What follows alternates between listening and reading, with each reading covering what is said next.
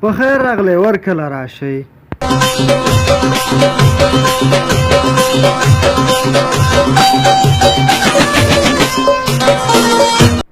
نن دوستانو په داسې یو کس باندې روسټینګ دی چې ټوله دنیا یې پیژني، چې نوم یې دی سلیم افریدي.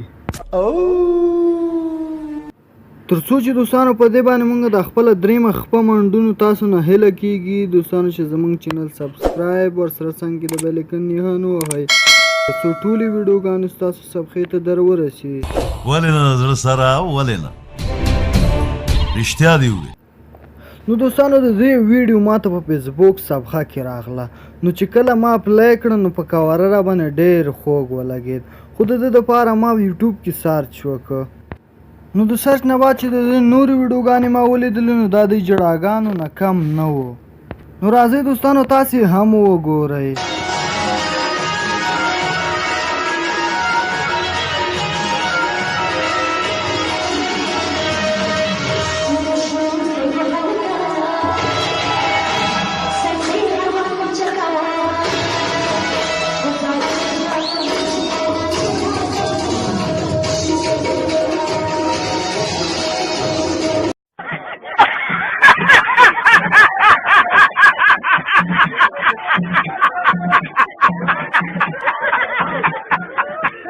نو دې ځم طلاق په سوشل میډیا دومره ځان شرمولی دی چې د ټولو بچه بازانو پام یې ځان ته راړولی. راځئ تاسې دوستانو د ټیک ټوک ویډیوګانې هم وګورئ.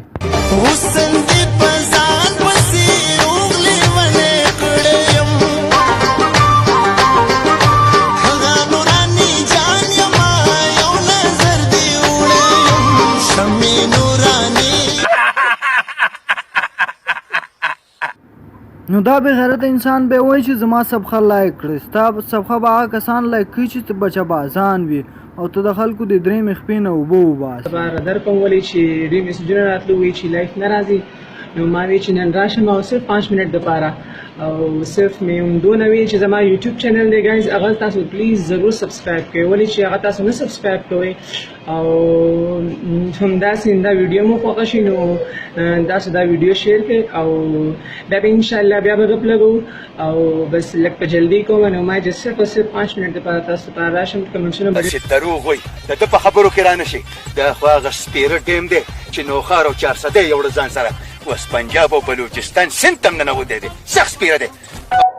وزم طلاقه ستا د لاسه خو بچه بازان د ورځې 15 وارې لامبي، ټول صابونونه او شامپوګانې ختمې کړې.